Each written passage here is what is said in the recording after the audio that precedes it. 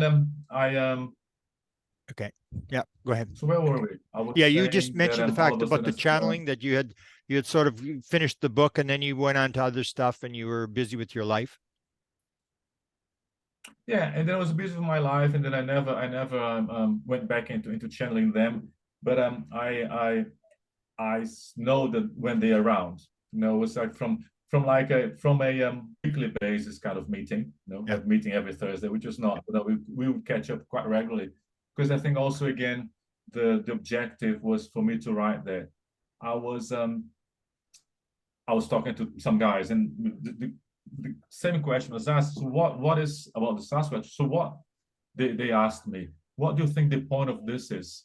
Because I told them that I had few dreams with mantis for a while, and then I saw the mantis in my bathroom, and then they came through the Reiki sessions initially, and then all of a sudden they move away. And then I told them that I think these guys are approaching us. Maybe it might be some projects that as we shift our vibration, I'm assuming they'll come into agreement, because I think they all shift very much in the same vibration, or their vibration is easier to connect with one another than connect to us being this physical world. So I said, I think they approach you for a while, and there's a task or a job you have to do together, and then they move on, and then someone else comes on. And I think there's a lot of multitude of beings that we connect to all the time. With the Arcturians, what happened was that after the book was kind of, when I finished writing the first book and I went on the second book, it had been almost a year project had gone. We had been doing that for a year. I think I was a bit over it. I think maybe they were a bit over it, or maybe for them, they never get over, right? But I think the project with me, the emphasis on the project was to write this book. I do feel them every so often, but very rarely now. So now I'm much more in contact with Shakmu, who is the Sasquatch. So do you actually start a daily basis. You actually started a second book for them? Yes. How but then far on do the you get? second book, I get some. No, I just wonder how far you Sorry? got in it, or you can maybe just elaborate what happened with the second book.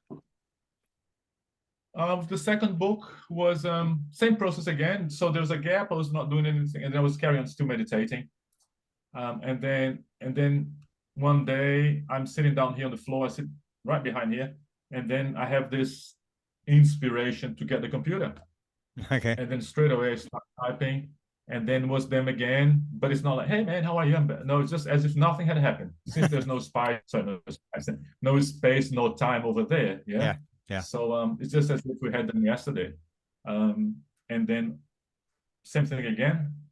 I think they started saying it has been a while since we have been through this medium. Yeah. Sometimes they call him Marco, sometimes they say through this medium. And then I wrote a couple with them, and then one day someone else came in. They call themselves Playaris. Yeah. Okay. Which they said, I think on the first book they said, the Arcturians mentioned about the Playaris, which is like this wider category of people from the Pleiades. Okay. So I had a couple of messages from these guys, and then once I had one from Syrians. Wow. And then another day I jumped on, and then the Arcturians came back, and then another day I jumped on. I think Telosians. This is an interesting thing as well. I'm not sure if I mentioned. So sorry, just to complete this thought, because I jumped from thought to another, is that I think they come, and when we vibrate on a specific smidge of a difference, probably on how I'm focused or not, and so it's an opening for them to come in.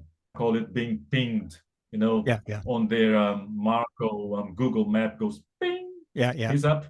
Yeah, he's online. Yeah.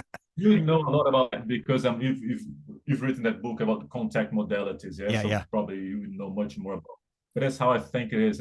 Probably they always observe and they always hear, because we are seeing this, but they are seeing on a broader spectrum. So I think they perceive the change in our vibration fields, and then it's the ping. You go ping, notification. Wow. Finally, he woke up again. Jesus Christ. Yeah, he's online. Let's get him while he's online. I'll show something interesting as well. I told you about that that meditation, and I went down the tunnel, and I went to this cave about the reptilians, and right after this person came to me. Wow. Yeah.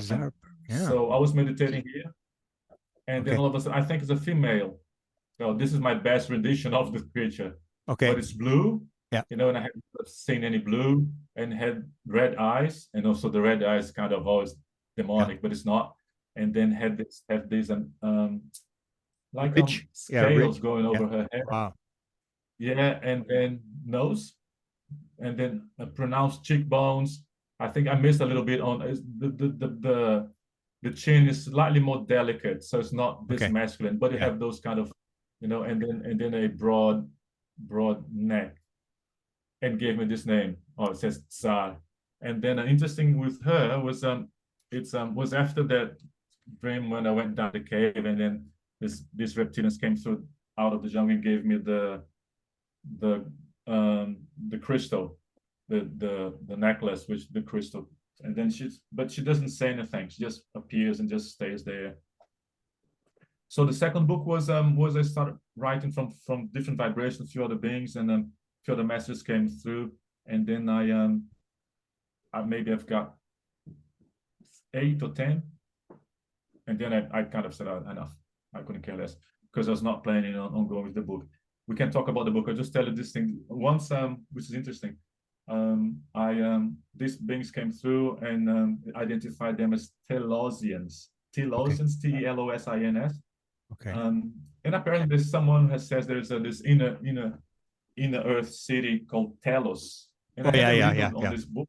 Yeah, I'm familiar with that story. And I found it like very spiritual, I don't know, too much spiritual for my taste. And anyway, and then many years back, I was here again. I think I was meditating, doing something, and then I feel someone behind me. This was way back before the Arcturians, and then I feel this hand touching this shoulder here, and I completely freaked out, and I said, "Fuck this!"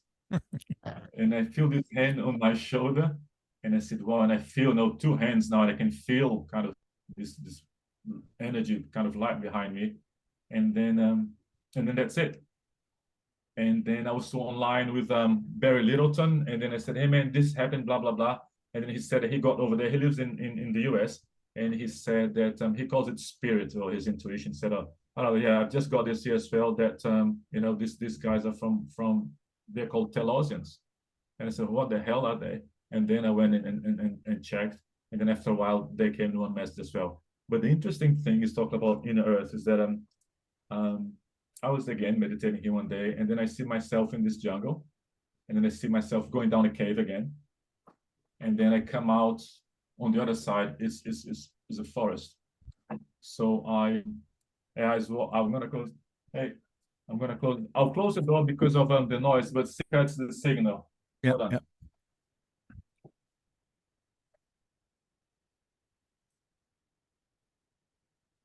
So anyway, so I come out of the other side of this tunnel, and I'm in the forest. I come through the forest, and I start walking through, and I can see the leaves in my face as walking through the forest.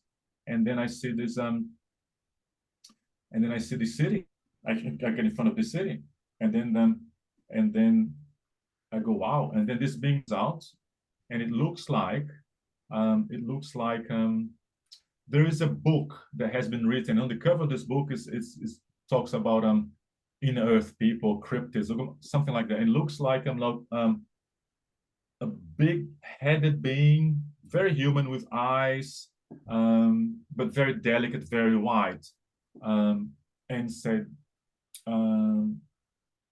"What do you want?" I think kind of a guardian. And I said, "I want to get. Can I get in?" And he said, "Sure." So we walk through Grant, and it's a city. And I walk through, I can see the pavements. You know, I'm walking on this little narrow road. And the interesting thing is that I walk by 2 of them, which gave me the impression of being mother and child. And they look at me, and I straight away realize I feel that they recognize, they know that I'm there because they see me. It's not like, you know, I think one thing is when you've seen all of this, and totally when I actually realized that someone is seeing you as well there. And I said, okay. So I kept walking, following this guy. He shows me in the center of this kind of square that there was this massive crystal water fountain, massive clear quartz, you know. And then I said, I know. And I said, what is for? And it's we use the water for healing. So the water comes from the earth in this fountain we use for healing our house. And then we do a tour of the city. So he showed me some. The buildings that I saw.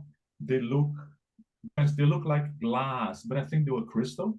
Wow. So we walked by one of them, and then he shows me far away. He shows me a temple, a structure that looks like a temple, far away. And then I wake up. Wow. Then the next time I end up there is I was coming out of the gym. I was exercising. I was in the car park, and all of a sudden, boom, I'm there again. And this time I see a building which looks like those you have them in a couple of cities in Canada. They look all the same. They look like those tall buildings. They come up like this and have like a little disc and go up like that. Yeah, like telecom towers. You have Yeah. one in Ontario, one in Auckland, all the same everywhere. Yeah. And look, but I'm seeing this from this building from underneath, and it's quite tall. And basically, it's a base like this, and on the top is a as if it were a UFO. Yeah. You know. Yeah. And has little, and I can see windows. And all of a sudden, I have a vision from the top as well. And on the top, they have this this green area, like you see in Singapore. You have lots of this architectural on top. architecture. You know, you have building plants. Yeah. And this, my friend, I'm standing in the parking lot outside the gym. And then I said, okay, so what is this? And they said, this is a school. I say, school? And they said, yeah, it's a school. And what is that on the top? So those are plants that they grow on the top of the school. Also is like a garden, an edible garden. Yeah. And I said, wow. And then I remember, and then on the first dream, the first experience, I remember looking as I was walking around. Sorry, I'm going back to the first one that I forgot when I was here. I remember once we walked past this building, transparent. I'm assuming it was either glass or some clear crystal. I looked and I could feel the sun, and I said, but if we are inside the earth in another dimension, Yeah. how come we have a sun here? And they said it's an artificial sun. Wow. Because we have to have it. And they said we are in a different dimension. Do you realize that? I said, "Duh." I kind of realized that. Yeah. And then I said, so what is this sun? And he said, we need a sun here to give us life. Although we are in different dimension, we need this source of energy and of heat. Yeah. And then so then on the second experience outside the gym, I remember also walking by. So I see this school, and all of a sudden I see this massive wall, like a cliff, and I'm looking from underneath, and has vegetation. So the point of this that there was vegetation down there, coming down, massive wall. Then I get transported into a cave in there. An interesting thing is that I walk into this cave, and it's inside it. I think I was inside that temple. It's all worked out, it's cut inside the cave. So, and I remember walking through, and I looked down on the floor, and it's transparent. I can see through, and I can see this massive amethyst crystal in the center, which generating energy. And then I look at the walls of the cave inside, and then I could see the energy coming up through the walls, crawling up the walls. But it was not violet. It was not violet like amethyst. It was that fluoride. Do you know what power shell is? Abalone, the inside of a power shell, like that blue iridescent. Oh yeah. Colors. And I could see that. I could see that coming up the walls and going up into the planet. I said, so what is this? So that we are working on the planet. So that these energies are coming from the center through the amethyst, also and then healing the planet. That was cool, you know. That was Wow. really interesting. And I had another one in Earth, one which I sent you, I think, the drawing, the guy with the big head. Oh yeah, yeah, yeah, yeah, yeah. So that one was quite interesting as well. That one was a dream. I was dreaming, and then as this the last dream of the night, and then all of a sudden I am in someone's house. Actually, no, I am in Earth, but it's a different place. And I see this guy, which is exactly that big head and little mouth. Do you know those parrot fish you have in the sea? Have a little beak like a parrot. Oh yeah, yeah, yeah, It was yeah, yeah. similar Okay. like that, but not hard. It was like soft. And then and this was quite cool as well. I the same thing. I know that I'm the inner earth. I know it's an inner earth being. I see a similar crystal, an obelisk, but this one was an obelisk, clear quartz, no water coming out of this one. And I see that he shows me that, and then all of a sudden we enter in his house. We enter into his house, and we enter his room, and it and I look on the walls. Everything was kind of round, dome. From the inside, it was round. There was no sharp corners. Yeah, yeah. And emanating from there were things which looked like windows, but I couldn't see through. It was kind of opaque. But I could feel this light, glowing, soft light coming out of it into the room. And then, and he shows me the house, man, without saying anything. But he's going to show me, and I'm walking with him. Yeah. And then he's quite close. And the funny thing is that a big head, massive head, little mouth, and tiny little black eyes. And he or it blinks at me. So I'm looking into his eyes and I'm looking at him. I can see that he's there because, like we blink and he blinks. And then I acknowledge, and the house feels really different energy anyway. The furniture, what I call furniture, it's all very ergonomic, no sharp corners, Wow. no bright light like this coming from the Yeah. window. It's all very cool and quiet. But the cool thing about this one is that it actually blinked at me, acknowledged that we were there. And those are the Wow. interesting ones. Wow. And then I woke up. Yeah, Wow. those I think I thought you like them because they are not space beings, but they are inner Earth, and those were quite interesting. Wow. Those were So quite you've interesting. had so many contacts with different, are the messages different like when you were doing the channeling, when you different beings would come in, would the message be the same, or was there a different theme to what they were trying to get across to you? Similar, but the writing, different words. The way that's written, kind of the style of the Yeah. person who's dictating that slightly different. Some with the Arcturians, as you saw, they always very much. It's not emotion, but very compassionate, and there seems to be a lot of empathy Yeah. in what they say. Don't be worried about anything. Everything will be fine. Yeah. We Yeah. are there to salute you. There's always a salutation.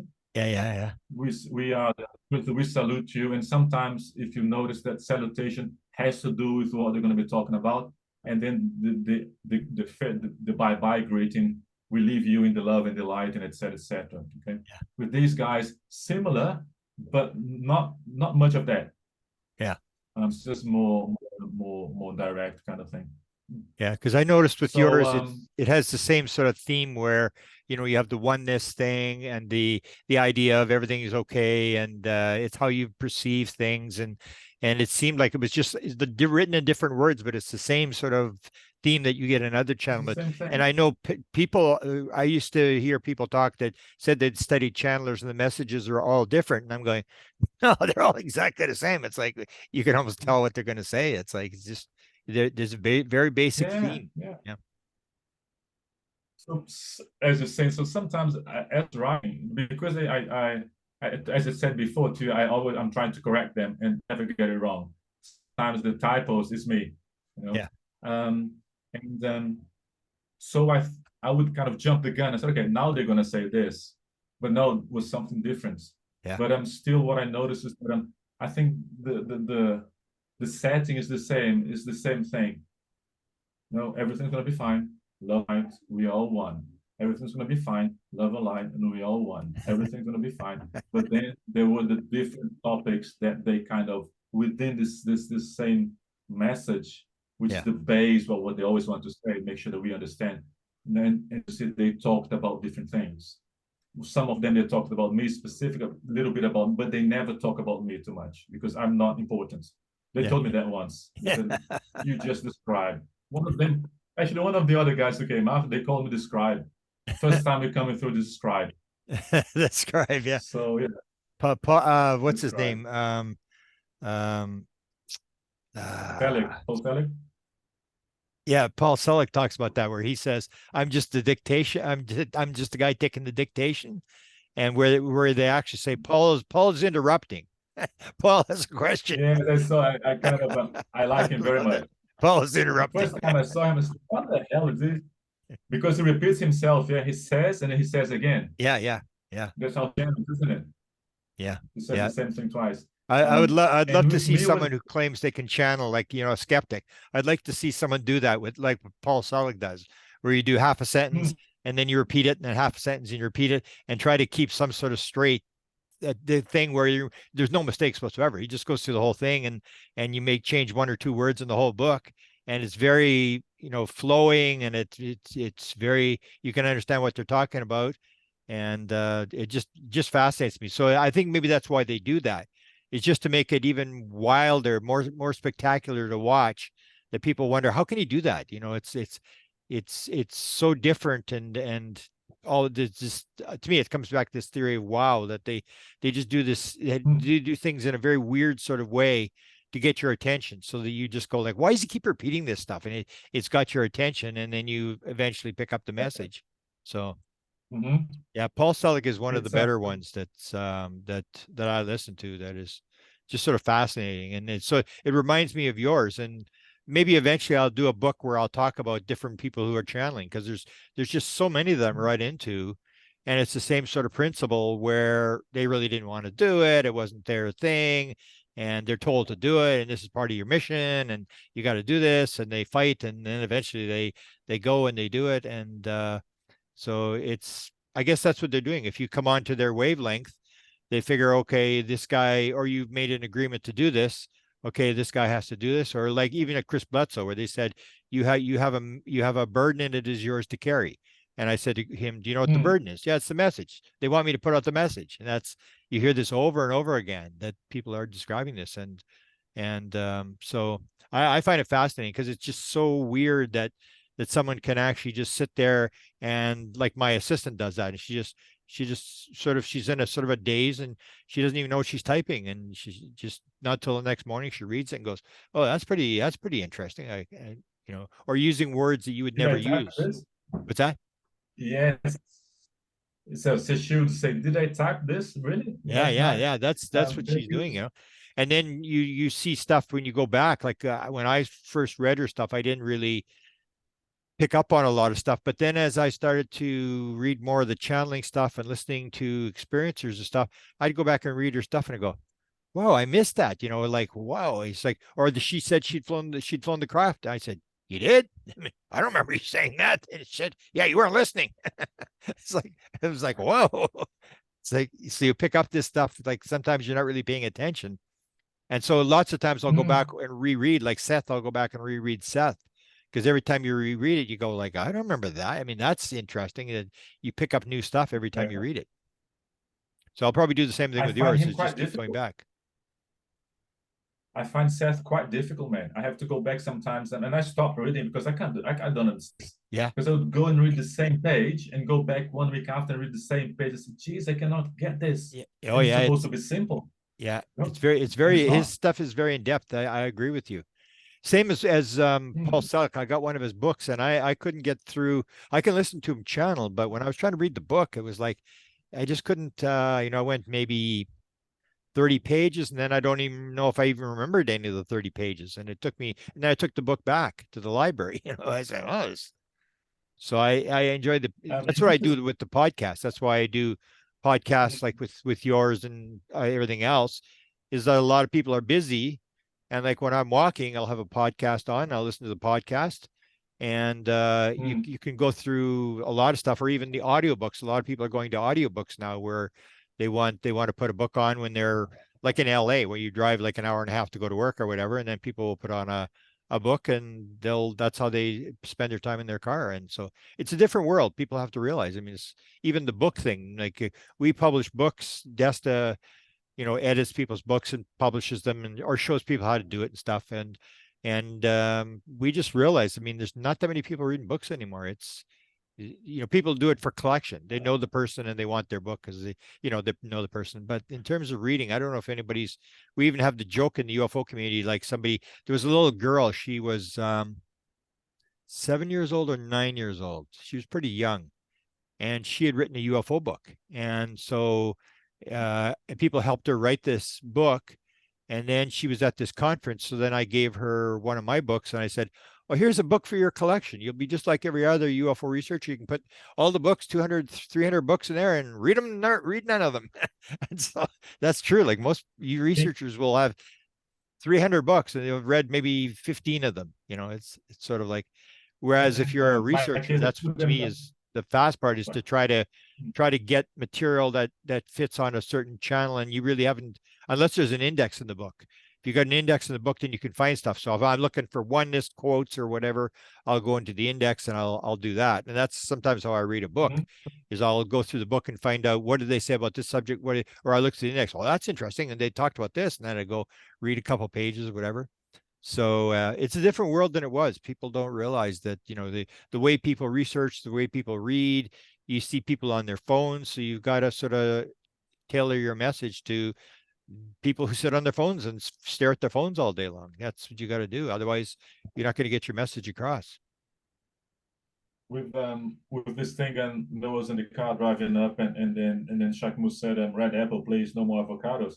I was listening to Pork and Beans show driving. I was listening to the interview. Yeah. And then because I wouldn't read the transcript of the show. Yeah, you wouldn't do that to start with. You'd watch the show, but similar to you, as you were saying before, I've got about I don't know how many PDFs in this laptop here with talking from crystals to spiritism through hermetic principles, herbs. Yeah. I start one, do 2 pages, and then do the other one, etc. Yeah. With the book, man, I don't know. I'm not sure what we do. I can. What do you do with the books? Do you print them? Well, we print them. Well, Desta sets them up, and she sets them up so that you can do a PDF, not a PDF. A lot of people like the audio books, not the audio books. The what do you call them? The electronic books or the soft cover. And then she had hardcover. So some people collect hardcover books. So we put, and you can just change them all. Once you got the book formatted. So she'll do this formatting. She used to do it for free. Now she charges like $200 to set it up because she works full time now. And they're actually doing because they work on ponds. They build ponds in people's backyards and stuff. So now it's winter time and they don't really do. So now they're doing t-shirts. And the one you'd probably like, her boyfriend is a sort of a real good visual artist, and he could do it on the computer and with the Adobe and all this kind of stuff and like that. And they're making t-shirts, and the one is the Sasquatch t-shirt. So they have, one on Area 51 and stuff, and they're just throwing this stuff out. Now I looked at the t-shirts and they look pretty sharp, or the hoodies, where you wear the hoodies. But she set them up. And to me, the thing is just to get it sort of there where even if people don't read it, it's sort of like you record it for history. There's a lot of people are doing this. There's Sweden. I was in Sweden.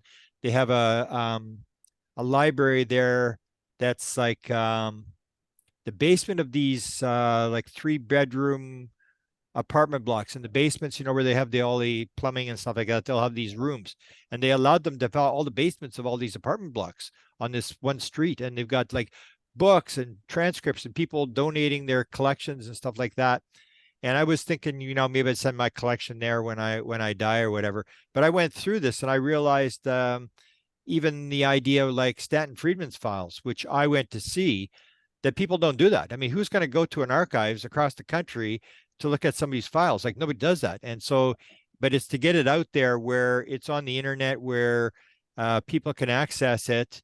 And it's sort of like recording your journey here, or just to get it out there so that maybe the right person reads it. So maybe you only 10 people read it, but the one person reads the book who needs to read the book. They want that, and it'll activate that person and stuff like that. So we set these books, and we've done a few for a number of people.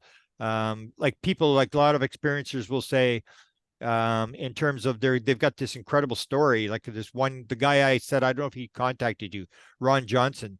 I said he should contact you because you said the Sasquatch was from Utah, and he's in Utah, and he's had Sasquatch encounters, countless of Sasquatch encounters, where they take him out of his room and stuff like that, almost like your story. And so I said to him, I said, you written this down? And he said, I got it all written down from 1960 on. I said, well, you should do a book. And his problem with the book is that he wants it perfect. It's sort of like we need to edit it, and then we need to edit again. We got to go over again. I said, just put it out. Forget it. Nobody's going to read it anyway. Just put it out, because he's got a very bad heart condition. He's only got maybe 12% of his heart left or whatever. So I said, get it out there. So that's what we do, is you just basically try to get these stories out there where it's sort of like recording history, that 500 years from now, everybody's going to realize this is this very important period of time where people had these contacts, and you had a contact with Sasquatch, and Ron talks in his book about his Sasquatch encounters and stuff like that, just to sort of put it out there. Or I'll do the same thing with my YouTube, where I don't really sell anything or anything like that. I just put the YouTube stuff out there, and you might get like 3,000 people or something watch it. But then I'm saying to myself, that's like a stadium. That's a small stadium full of people, and the odd one will get 10,000 or 15,000, where people are watching it. Or the podcast. Now everybody's doing podcasts, so I take the audios. Like I'll take the audio from this one, I'll put the video up, but I'll put the audio up as well, because a lot of people just want to listen to podcasts. And I'll get maybe over, say, once it's run 6 months, there'll be 2,000 people who have listened to it. And they're people like me who they'll go onto a podcast and they'll look Sasquatch, and then all the shows that talk about Sasquatches will come up, and they'll just download all those podcasts, like 10 or 15 podcasts, and then they have their iPhone, and then it just runs through the podcast. And it's like instead of watching TV, that's what they do. So it's almost like recording history. So I'll have to maybe talk to Desta about maybe just formatting your book so that it's there and it goes up, and you might sell a few books or whatever, but it's more the fact. What's that? Do you want the book? Do you want the book? Yeah, well, I think it should go up. I think it should go up, because it doesn't really, like it's got the same important message. I think a lot of people would pick up on it. And then so you we maybe try to get it recorded so that it's there. Like my companies, I set up a company, not a company, but just a sort of I guess it's a company, but we don't really. And so it's called It's All Connected, one word. So it's all the words are connected. It's all connected, which is the oneness principle, and publishing. And then so we'll got a good story where we'll say, try to get people to publish the book, and then we'll just sort of publish it for them or whatever. And this guy does the cover. He charges $50 for the cover, and then it's sort of out there. And then people like yours, you'd have to do sort of an introduction as to the channeling process and how it happened. You could add a couple of pages to it, and then it's just recorded. So then you forget about it, and from time to time someone will contact you and say, oh, I read your story, can I talk to you? I had the same experience or something like that. It's just to get it off the computer and into the internet, because if you're going to see a video that's just going to be released, I had a situation where I was diagnosed with a form of cancer that was a regressive form of cancer, where I only had weeks or months to live. And they basically, after 7 months, got it wrong.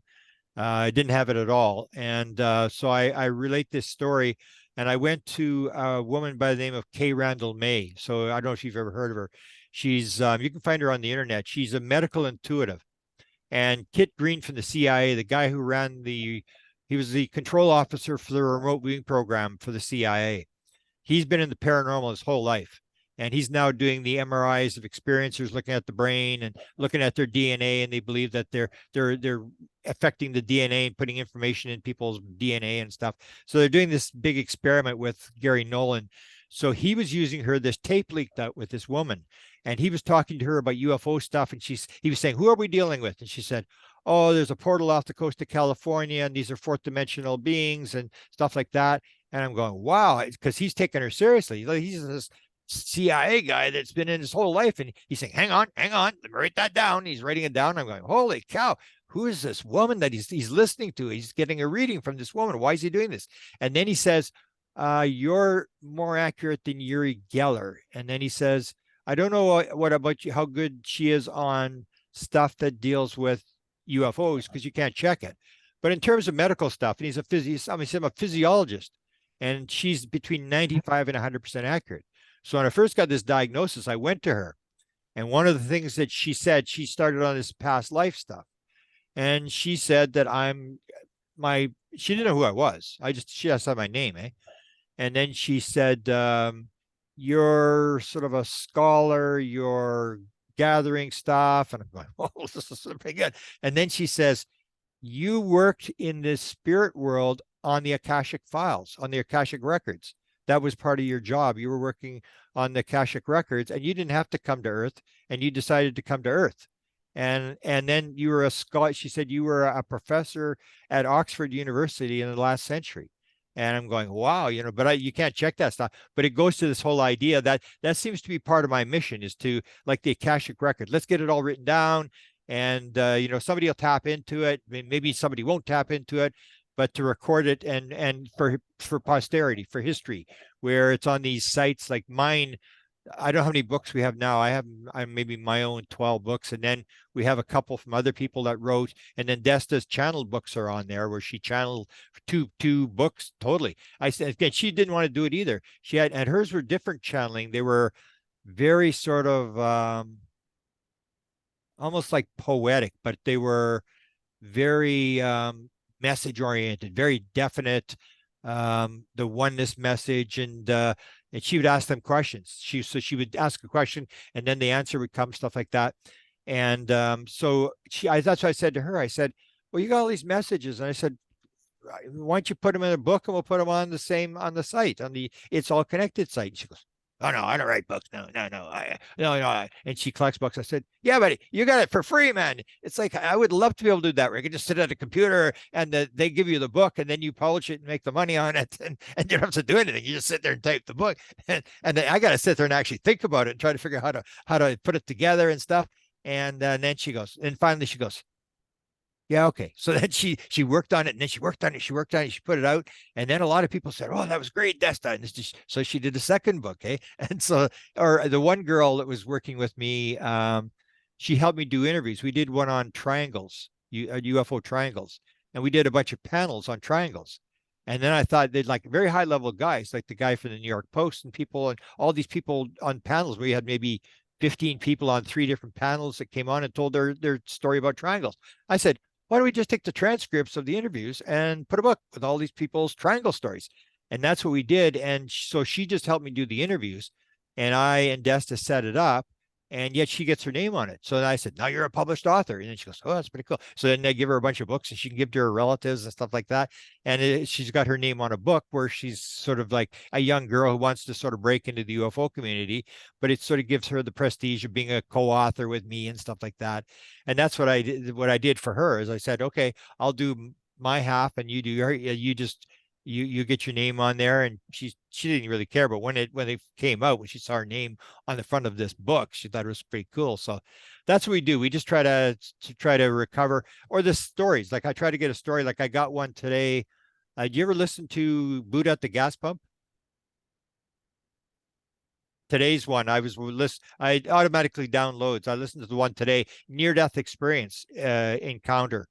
And so she's telling this story, and it's the same story as I had, where I don't know if you've had the downloads where when it comes, and she's trying to describe to him. She says, it's not an idea. It's not understanding. It's knowing. It's hard to explain. And I'm going, that's exactly what I try to tell people. The hardest part of my experience was trying to tell people that I knew this is not a good idea. This is how it works. And it's that absolute certainty. It's almost like you've seen it before you were born, and then they just open up the door, and then you see it and you go, oh yeah, I remember that. And that she's trying to explain, but he kept cutting her off, and he kept saying, oh, he's talking about Hindu literature and stuff like that. And I said to her, I just wrote her just before I talked to you. I said, I'd like to do an interview and I'd like you to tell your near-death experience story without being interrupted. So, because he kept interrupting her. What's that? No, sorry, I'm just gonna put this on. Carry on. Yeah. So I've asked for this interview. I can't remember what her name is. It's kind of Annabelle, no, Annalisa. It's kind of a complex name, but anyway, I heard her today, and I played it for the second time. Like when I get these really good ones, I'll actually play the audio 3 times, and it's like an hour and a half thing. But if you get it, I'll tell you. You talk. I'll tell you what her name was. But it was one of the best ones I've heard for near death experience because she's talking about this idea of the oneness, and you can tell it's the same thing. She's there, and she said it was so hard to explain. She said I had instant knowledge. I knew everything, and that's what I mentioned before. 40% of all experiencers say at one point during the experience they knew the answer to everything in the universe, and near death experience 31%. So you're having the same experience that these people are in this field, whether it's a UFO person takes you there, whether it's a near-death experience takes you there, and she's describing it. She's trying to explain to him, but he's never had the experience. So he's asking her all these, he's talking and stuff, and she's trying to explain to him, no, this is it's instantaneous. And then I said, oh, I'm going to remember this when I come back, and it was like a dream. As she was coming back, she's going to remember a little bit. She forgot it all, and that's the same thing the UFO experiencers say. They knew everything, and they said, "I'm going to remember this. I'm not going to forget this."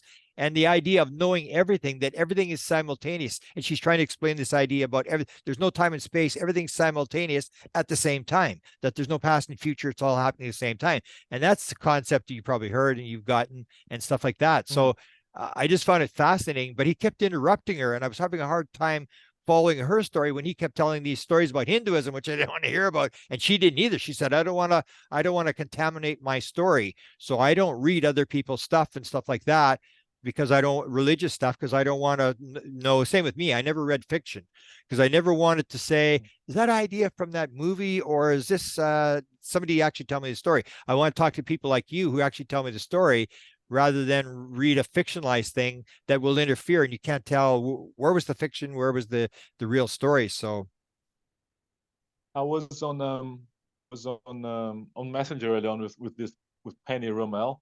Yeah. And she was asking me how do I contact the Sasquatch. Actually, the question was, can you describe the ping? When kind of come on the radar. Yeah. And I said, listen, I don't know. Said, how do you talk to them? It's what you said. Sometimes it's one split second. Sometimes it's words. As if we're having a conversation. There's a chat. But sometimes the feeling. Yeah. In this split second is this feeling, and then you get the message. You kind of not of kind of everything there's in the universe, no. But in that context, it's just one split second. Yeah. And then I understand exactly what it is. And might be a concept, a big concept, a concept. But there's no word been exchanged, not a conversation like the one about the red apple in the car. That was a clear conversation. Yeah. Sometimes it's just like this, and then it lands on you as automatic download. I think that's where it comes from. No? Yeah. And then sometimes it's sometimes when he comes through, he doesn't say anything. He just pops in and just comes to say hello. He comes to say, I'm here, kind of thing.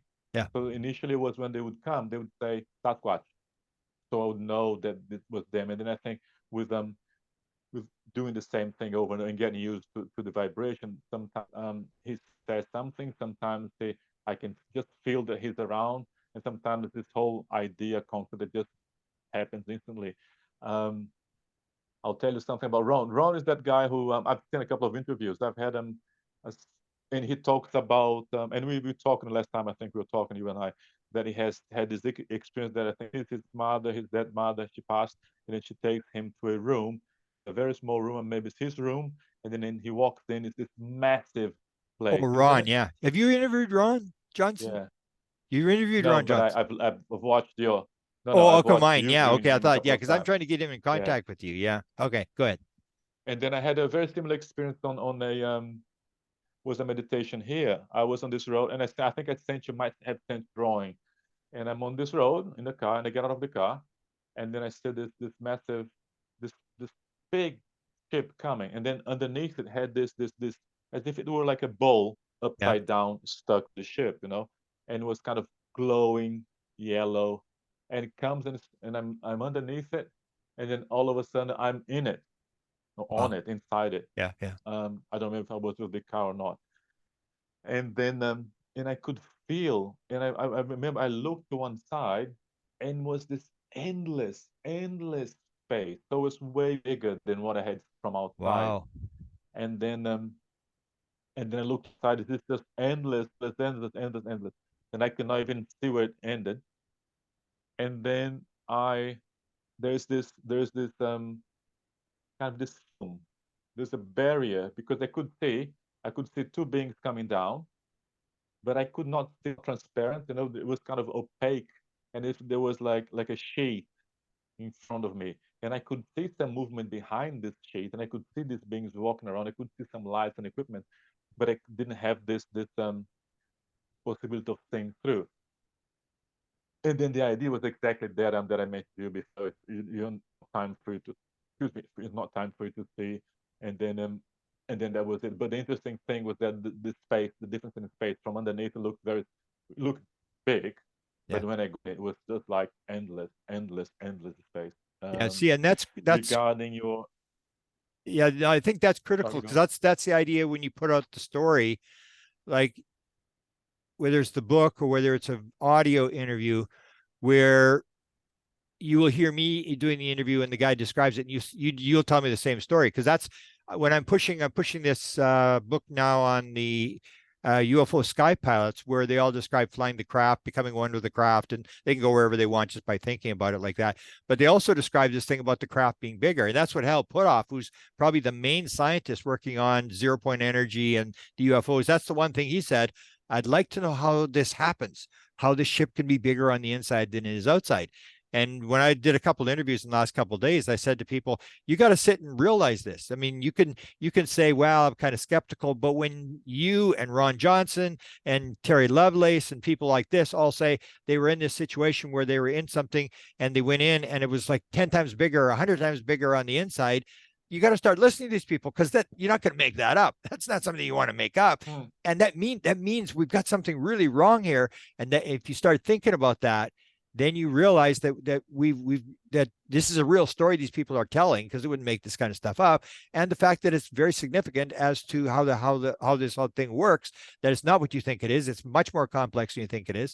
And to me, that's one of the key things I say. Or there's three. There's the one where you become one with the craft, the flying of the craft, and then the fact that the thing is bigger, and then the third one is 360-degree vision. And I say, I mean, I'd never heard of that until UFO Experiencer mentioned this. And then I heard about it in Out of Body Experience, where they mentioned where you can see in 360 degrees at the same time. And that is something, like, when you look at that, it's not something you're going to make up. And that's something that's critically important, that we have this ability. And it's got to do with when you're in the spirit world, you're not looking through your eyes, you're seeing everything, or everything is around, that you can sense everything. And I think that's just highly important stuff that I'm trying to get out now in my interview. So I'll probably bring this up, that you had this experience too, because I mean, that's critically important. When you get a lot of people telling that story, I mean, that's something that people should pay attention to. And they're just going, well, I don't know, it's an anecdotal story. And I'm going, this is extremely important what these people, it's artificial intelligence. The ship is intelligent. And, the power of the ability to see, and even the aliens, if you saw the one I did with, the head of MUFON, Peter Whitley is his name. He's the head of MUFON for Japan, and his are all out-of-body experiences. He had 22 of them, and he would go on the ship, and he said they said to him, we can make the ship as big as we want. We can do whatever we want. And he said there was a wall in the wall, and the being just put his hand like this, and this book came out of the wall. He pulled this book out of the wall, and there was nothing there. But it was this idea, when you see this kind of stuff, how advanced they are, and these gives you ideas about technology, and it gives you an idea about how powerful these beings are, and the spiritual aspect, which adds on at the end. Once you get to realize these people are telling the right story, then you get what's their message, why are they here, and then it comes to the spiritual stuff, which they would never listen to if it weren't for all the stuff that shows that there's this technology that these beings have. So I just find it fascinating where you put this stuff up and then you cross index. I'll do that a lot of times where I'll go and I'll try to, through index, I'll look for certain subjects that I'm working on and find out if that person talk about it. And then I'll go to that. And that's how I can find a lot of stories, especially the oneness one. I've got, I don't know how many quotes on oneness, but I just put them together. And once people see one quote, another quote, another quote, another quote, another, and these people all saying the same thing, then it makes the point. Like this is the key message they want you to know. Hmm. With if you have the chance of contacting Barry Littleton, yeah, he has some amazing stuff. Being on the ship, and he's been to a couple of ships which were, he calls them organic ones. You might have heard that from other people as well. And yeah, he talked. There is one that he talked of these mushrooms, and this the ship creating itself organically. yeah, They had these pods and 3 different pods. Um, and the pods were, I think the ship was existing alive yeah, at the same time as it was a technology, so symbiotic ships, I would say. yeah, He would be a very interesting guy. I've interviewed him, and it was a long interview. He's a funny guy, and he loves sci-fi.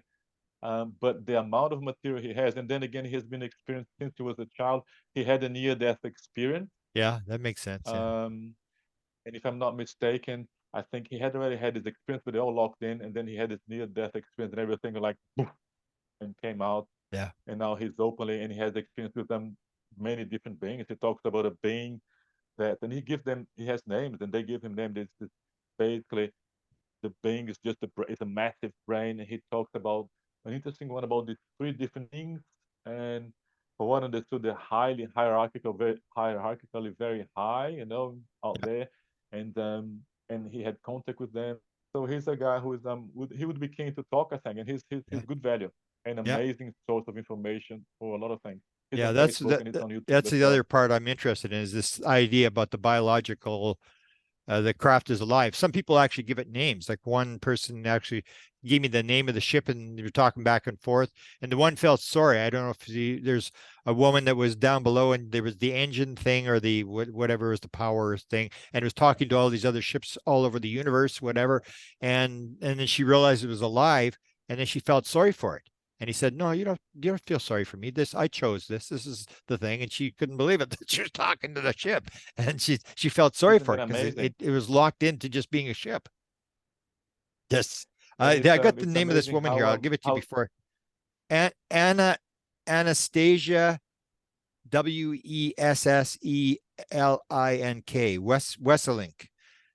If you go to boot at the I'll gas write pump down. Hold on. 668, it's just highly recommended. But I would like to interview her without the interruptions. Just get her to tell her story because she does hit those really key points. Number 668 and boot at the gas pump, and he's got a good show. I mean, I'll he's check it out. a lot of them. Mm. I got the one I just reposted on Facebook today, the one that was the NASA scientist that actually designed the system that NASA uses for they can zoom in on a spot and it opens up, and they can see where all the ships are and stuff. She designed this whole system, and she had the near-death experience at 3 years Wow. old, and she was in Colombia, I think. Yeah, Colombia, and talks about drowning in a pool, and fascinating story from this, PhD biologist who developed all this stuff for NASA, and I just love those stories. And the near-death experience thing does really tie in. So I do a lot of near-death experience stuff because, as you probably know, 37% of all experiencers have had a near-death experience. And then you start wondering, is that the trigger that opens them up to the beings? Like there's always seems to be something in a person's life that opens them up to being receptive, whether it's being, scared to death or child abuse or whatever it is. That's why I always make that joke about why do the aliens wake you up? Like, poke, poke, poke, poke, hey, wake up. And then you wake up and they go back to sleep and they go back to sleep. And the person, oh, it's freaking out. And then I say, what do you do? I pulled the covers over my head and went to sleep. That doesn't make any sense. You pulled the covers over your head and went to sleep, and there's an alien in your room. It's like, that's the last thing you do. You'd pull the covers over your head, maybe not go to sleep. It's just wild. and try to hope that they're going to come in under the curves and have a conversation. Yeah, man, it's interesting. But this thing of the near in how limited we are to the perception, to our Yeah. perception, what reality is. This person is talking to an entity Yeah. who is alive, but it's not carbon based, and Yeah. how stuck and limited we are to believing that the carbon based, is what life is. At least most of the life is on this planet. But not only that's the interesting thing, Grant, is that it's not only us, and I think the more people understand it's not only us, we have this in a. I'll tell you another story. Yeah. This was the main interesting for me. I'm coming down again through a cave. I think it must Yeah. have been my cave days. Coming down to this cave, and then I enter this room. Actually, no, and then I see a pool, like a pool, normal pool, no lit. The floor seems always to be lit, so the floor was lit, and then the water was quite inviting. So I go down the steps, and I start getting into the water, and the water feels very warm, but feels jelly-like, you know. So then I remember going down, walking the steps, getting into the pool. I walk down the steps, and all of a sudden, I am in another room. Then I come into this room, and I'm on a I forgot the name. Those things in the shopping centers you don't Escalators or you they walk on. walk the Not scale. escalator, the flat one, Oh yeah, the in the airports like a they have them. treadmill. Yeah. That's called a treadmill. Yeah. Yeah, a treadmill.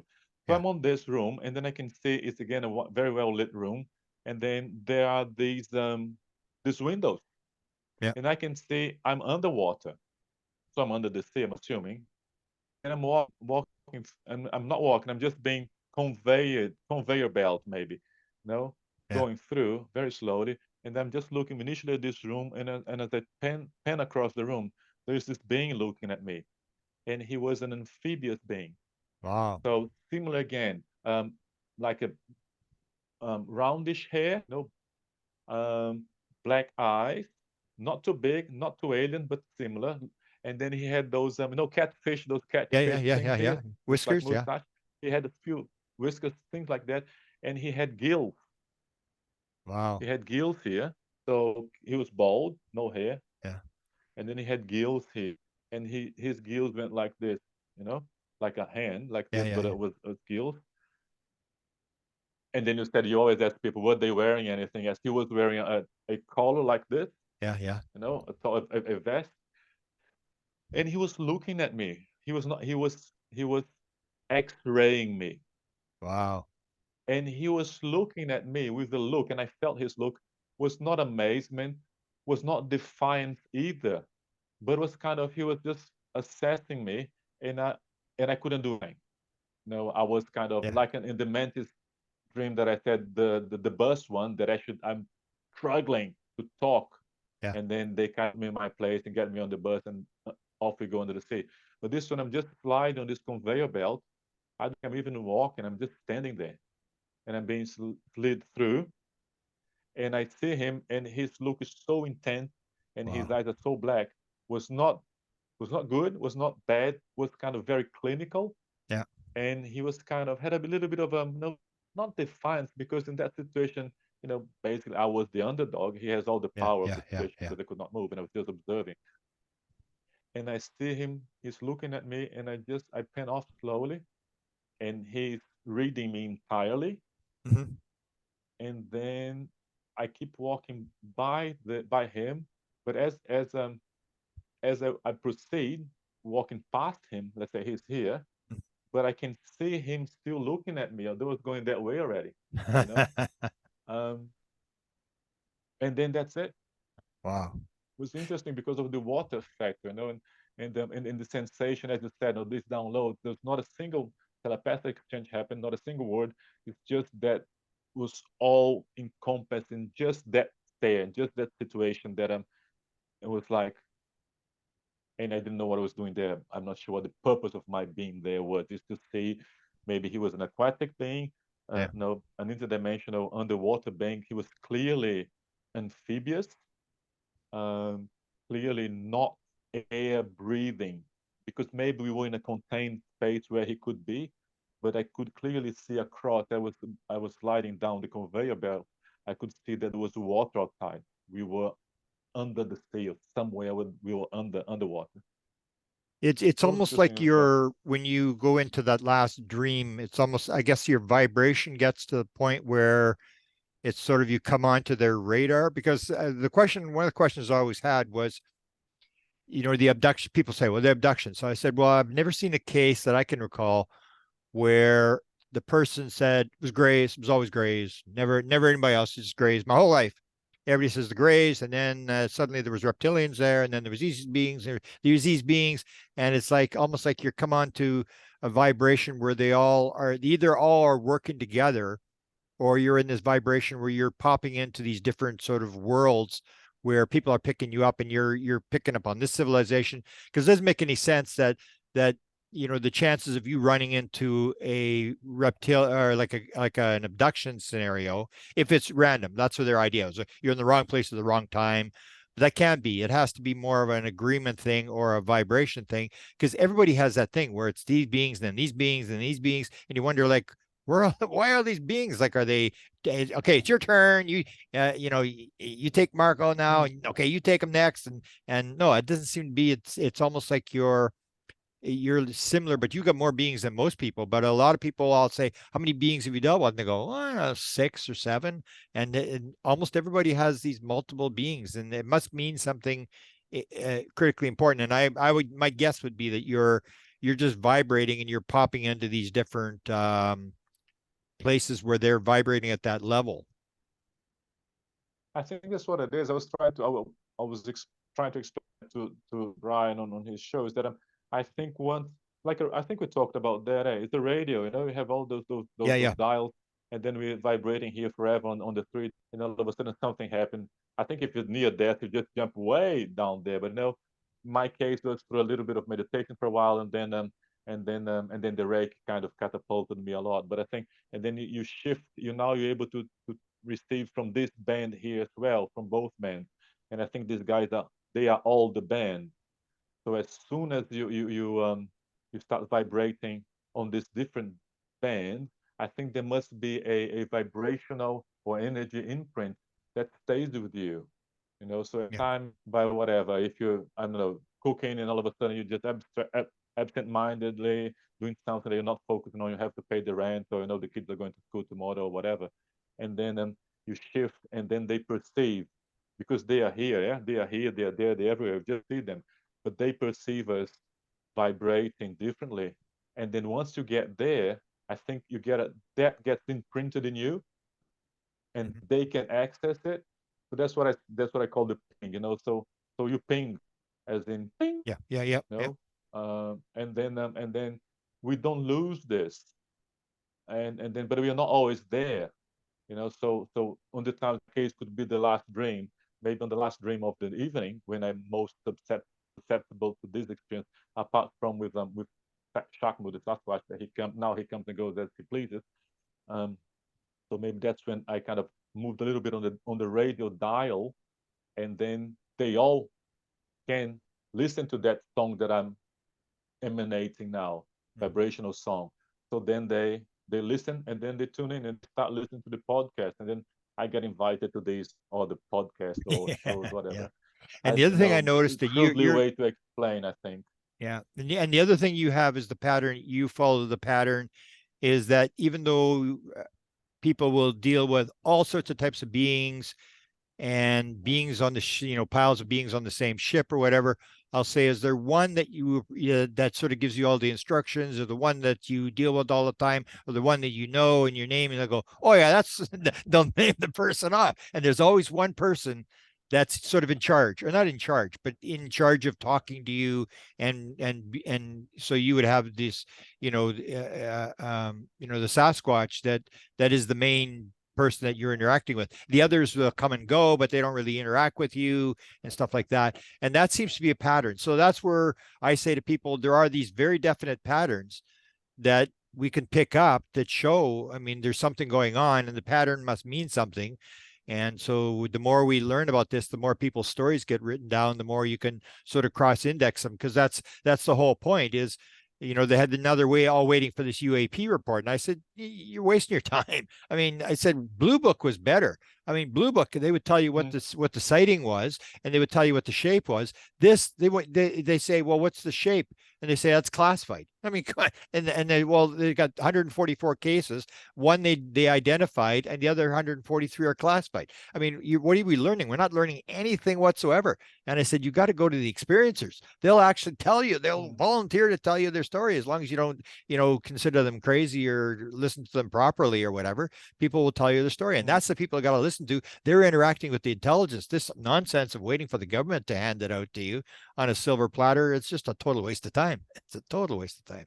Exactly. But people want to spend their whole life at that. We know what we know, yeah.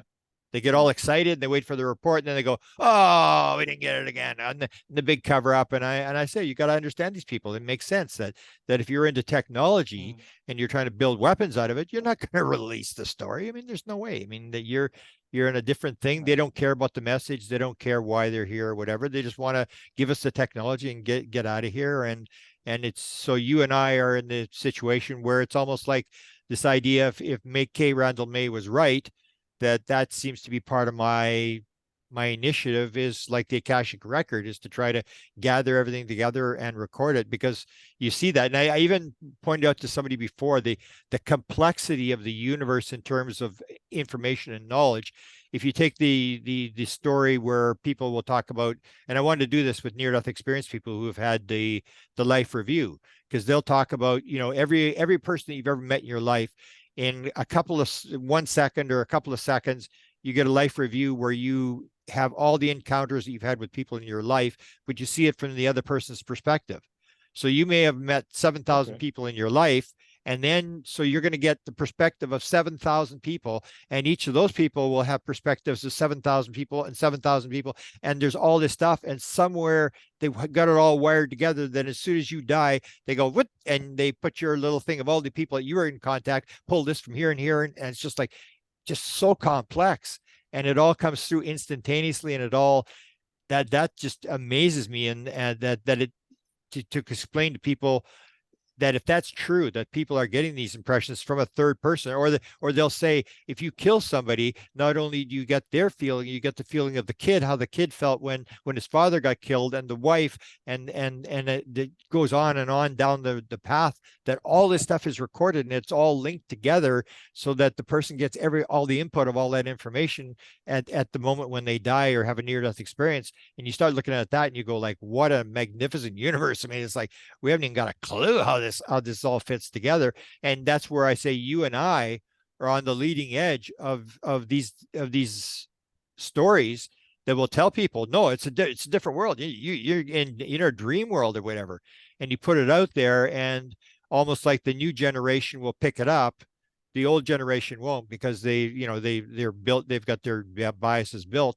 But the new generation, as I said, that's not offended by the idea, will go along with it.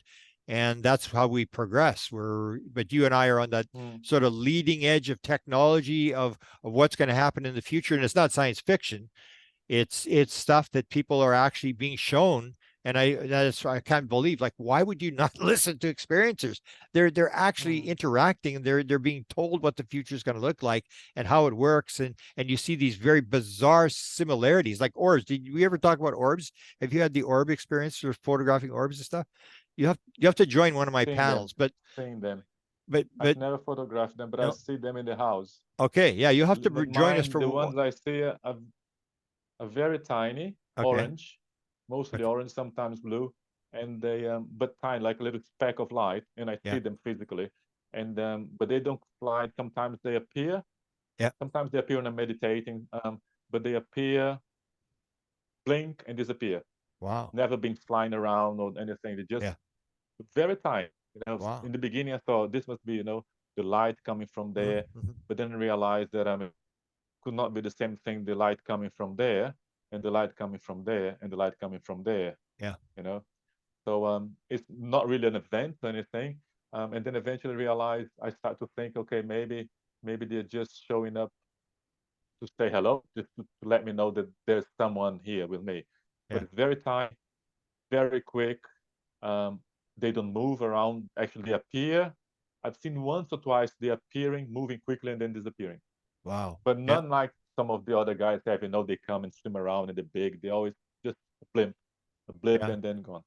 Yeah, but it seems to fit the pattern that the people who are having the experiences have the orbs, and they're always sort of different sort of experiences, although they do have the pattern, and that's the same thing that people will say, well, maybe dust. I said, no, it's not dust, because if you actually look at the data, you see the clear pattern where I'll say to someone, you got all these orb photographs? And I'll say, have you got any that have like a mist in the that appears? Oh yeah, I've seen that. And they bring out these photographs of that, like looks like mist. It looks like a seance where there's sort of a cloudy mist thing, and sometimes they'll have faces, whatever. And I'll say, do you have any beams, like beams coming of light coming out of the sky?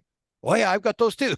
Bring up photographs, and you've got these patterns. So it's not orbs. The people, they start with orbs, and then suddenly this mist starts to appear, and the orbs will come out of the mist, and then you have these things with beams. So there's no way these people are all describing there's a definite pattern that seems to be evolving. The same as once you've had the UFO experience, it's like once you've had it, the door is ripped open, and then suddenly you start having more. You have the one dream, and then you start having more dreams, and it's almost like there's something that's put you in that world, and then you start having these experiences. So I just fascinated why people would not listen to people like you and myself and people who had experiences to understand what's going on, and just sort of to lock it off and say, oh, it's anecdotal. Well, it's all anecdotal. I mean, the scientist, when he writes a proposal for a project, I mean, he says exactly what they're going to find. We want to do this project. We need $10 million, and we're going to look for this, whatever. And he basically says what the conclusion of the thing's going to be. I mean, that's it's anecdotal as well. I mean, you're building this thing,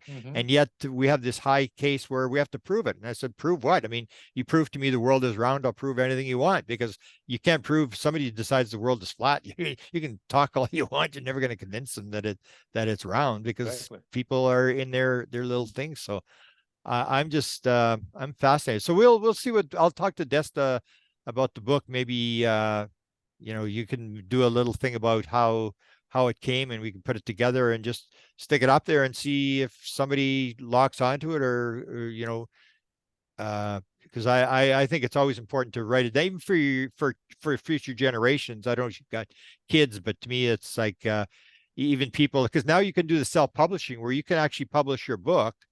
And so it costs about maybe $3 or something. Yours would be really cheap, maybe $1.50 for yours. And then to ship it, whatever it costs to ship it to New Zealand, they probably have a site in Australia or something where they ship, or they may even have a facility in New Zealand where they ship from. But it's just so you can say pay $5 for shipping, $1.50 for the book, $5 for shipping, and you put it on your shelf and never publish it, because they publish per copy. So they only publish when somebody orders it. And so if you only order the one, you can publish your own book and have it up and never publish it. So it's a matter of sort of getting it down for future generations, where I'll tell people, don't you think you should leave it for your kids? So your kids, even though they may not be interested, my kid's not interested at all. No, nothing whatsoever. People will say to him, what's your dad do for a living? And he says, I just put his name in a Google search and walks away. Has no interest. But the thing is, when it comes time, he'll have the books and he'll, decide, well, this is pretty cool, or maybe his kids will be interested in it, or somebody else or whatever. But it's just recording history because I think we are very lucky to live at this time and be at the leading edge, that we got, for whether it's chance or whether we chose to be here, that we're, sort of evolved beings that are here to help people move to the next generation. It's like, even with you, they told you, we need this book done. It's, they're sort of giving you the command. We want this book out. We need you to do this. You're our scribe. Get moving here. Hurry up. Yeah. And they keep pushing. I know. Done and move on next project. Yeah, that's Sherry Wild, when she tells the story about the 1, 2, 3, 4 thing, where they were driving her crazy. She wouldn't do the book, so they're doing the 1, 2, 3, 4 thing, and she was actually suicidal at one point. She was pretty depressed by what was going on, and she tells the story where she leaves her real estate office, and she knows it's going to be so she doesn't leave till like 1 o'clock or 12 12:30 she doesn't leave, so she knows by the time she gets home and then she worked in the garden, it'll be 1:30, and so it can't be 12:34. It can't be 1, 2, 3, 4, and then she goes in and it's 1, 2, 3, 4. That was so funny. She couldn't That avoid easy. it. Every That clock easy. was 1, Yeah. 2, 3, 4. Anyway, And we catch up some more. Yes, I've yes, got yeah. Maybe we'll bring um somebody else on for the discussion next time, because you're a very interesting guy, and you maybe have to write your dreams down as well, because you seem to have a whole book full of I had dreams one. of these. Maybe call it the last dream. The last dream. I had one last night. But I couldn't, which woke me up at 3:30. Wow. But this 4:30. This I'm writing down your information sent me via email, but I could not remember what it was. But I know it's not something, it was one of them, Yeah. dreams. Yeah. But I could not remember, and it was 4:30 in the morning. I said, you know what, stuff this. I'll try to sleep. Yeah. Couldn't. So I decided to go and do like yoga at 6 Do, a.m. do, It's do you pretty remember weird. the lucid dreams? Are you able to remember them? Because I have the same thing where I'll have a dream and people said write them down, and they're always so stupid. And then I think, nah, I'm gonna go back to sleep or whatever. And or you'll have a dream and you go, there's no way I'm gonna forget this. There's no way I'll write it down. I know this. I'll forget. And you wake up in the morning, it's like, why did I write that down? It's like Some of them I don't forget. Some of them I haven't forgotten. Like yeah, the one that's the with the lucid dream. first That's one I with think the the man. difference between a lucid dream and a regular dream. The regular dream will sort of float back into the world where it came from, and the lucid dream, it's like you remember it like it happened yesterday. Yes, yes. And Those that would lucid be dreams I the remember as if important dream to yes, remember, because that's when they're those I talking remember. to you, or that's when there's an actual message. It's not just a crazy dream. Those I remember, and all of them, and then with the ones which were like some of them which were 30 years ago, more or less um, um detail, but some of them which happened 30 years ago, is a lot of detail, like the whale one, and Wow. Yeah. the that one, the Scooby Doo one. Yeah, well, you have to write All right, those down man. too, and we'll get those published too. I just find that fascinating, because other people have those weird dreams as well. With the fish dream, I know there's people have had the fish thing that you're describing, the being that looks like a fish, and a lot of people will be able to describe them. There's people who actually track the beings, and they say that I know what that is, and it'll tell you what race it's from and where it's from and stuff like that. I got an assistant who used to help me publish books. She's good at that. She can tell you and she'll tell you exactly which book it's in, and it's like, whoa. So we all do That's a lot our of thing. knowing, eh? Cool, man. But let's have another talk maybe Um, next week or the week after. We'll just sort of set it up as we go along. Maybe I'll put some other people, and I'll let you know when we have our orb thing. Because we had this guy, I don't know if you've seen the one on my assistant's channel. Her name is Nicole Sasquatch. We did it the day before yesterday, and this guy from, I think he's from Sedona. His collection of orb photographs are just like, wow. It's just like there was another guy on there with orbs, and he was like almost afraid to talk because he felt embarrassed because his story was nothing compared to this guy. We just went through, and I flipped through. I was on my computer and flipping through, and he had all these stories about this was happening here, and oh, just incredible. He's been around the world photographing orbs all over the world, and just oh wow.